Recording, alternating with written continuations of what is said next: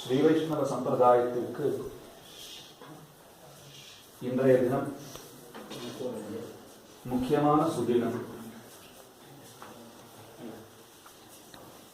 சேத்துக்கமல வயல்சூழ் தென்னரங்கர்த்தம் சீர்தழைப்ப போத்தித் தொழு நல்ல வந்தனர் வாழவை பூதலத்தை மாத்தத்த செம்பொன் மணவாள மாமுனி வந்திலனே ஆற்றில் கரைத்த புலியல்லவோ தமிழ் ஆரணமே என்னொரு உயர்ந்த பாசுரம் உண்டு. மணவாள மாமுனிகள் திருவவதரித்திருக்கவில்லைன்னு சொன்னால் தமிழ் வேதம் அனைத்தும் ஆற்றில் கரைத்த புலியாய் பிரயோஜனம் இல்லாது போயிருக்கும்.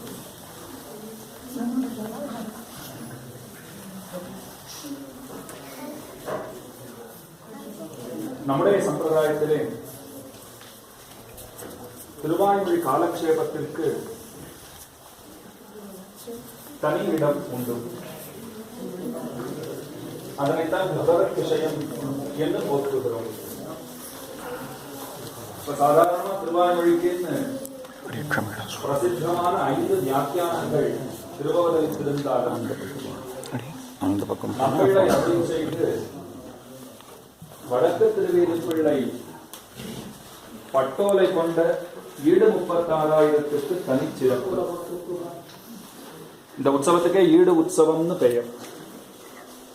இந்த வியாக்கியானத்துக்கு ஈடுன்னு ஏன் பெயர் கொடுத்தார்கள்னா பகவத் விஷயத்துக்கு ஒரு கவச்சம் போலே விளங்குகிறது.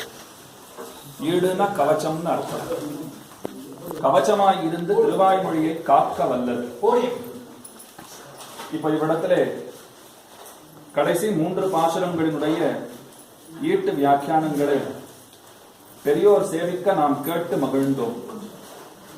அதுல நம்மள கடைசியில ரொம்ப ஆச்சரியமா ஒரு விஷயம் சாதிக்கிறார்.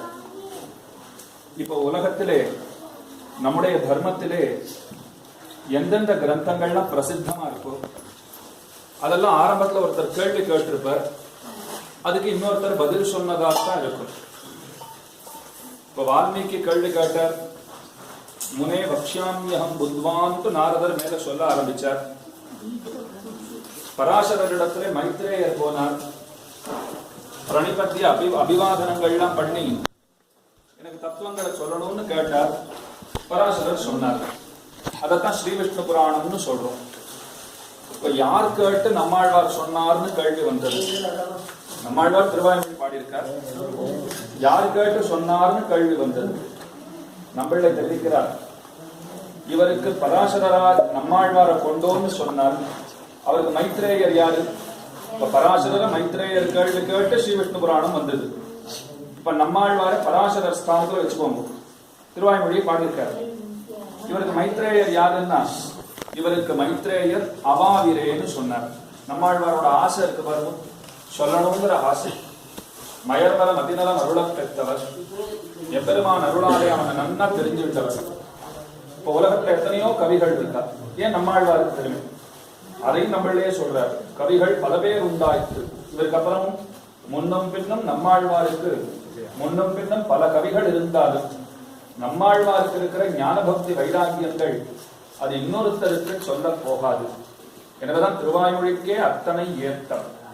அந்த திருவாய்மொழியினுடைய முக்கியமான முறையான ஈட்டிற்கு ஏற்றம், ஈட்டு பெருக்கரான மணவாள மாமுனிகளுக்கு ஏற்றம். சாதாரணமா மாமுனிகளுடைய வாழ்த்தினானத்திலே ஏறாரும் எதிராசர் அனுபதித்தான் வாழியேன்னு சொல்றோம். இதுக்கு என்ன அர்த்தம்? எம்பெருமானாரே திரும்பவும் மாமுனிகளாக திருவவதாரம் பண்ணினார். ஆனா காஞ்சி பிரதிமாத பயங்கரன் சுவாமி இந்த கருத்தை அடியோட மறுக்கிறார். ஏறாரும் எதிராசர் அனுபதித்தான் வாழியே, எம்பெருமானாரே மணவாள மாமுனிகளாக பிறந்தார்னு சொல்ற வாதத்தை நான் கண்டிக்கிறேன்னு சொல்றார் அவர். நமக்கெல்லாம் ஒரு அதிர்ச்சி. அப்படி கூட சொல்ல முடியுமா? சம்பிரதாயத்தில் அப்படித்தானே கொண்டிருப்போம். எம்பெருமானாரே திரும்பவும் மாமுனிகளா பிறந்தாருங்கிறது தானே சம்பிரதாயம் தான். பிரதிமாத பயங்கர சுவாமி காட்டி அருளுகிறார், ஏறாரும் எதிராசர் என்ன உதித்தான் வாழியே.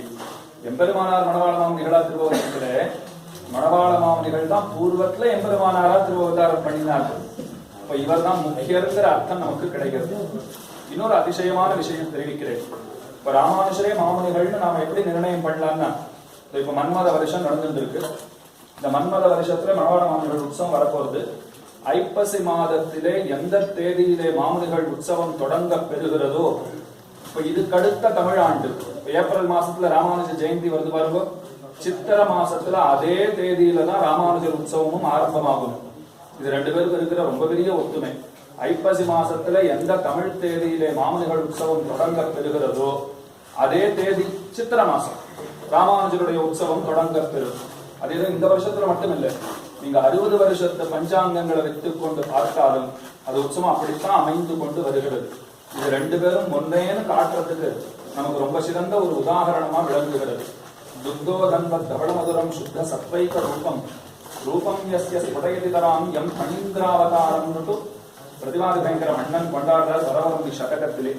மாமுனிகளை சேவித்தாலே அவர் ஆதிசேஷாம்சாவதார தூதருங்கிறது நமக்கு நன்னா தெரியும்படி விளங்கும்படியான சிறப்பு.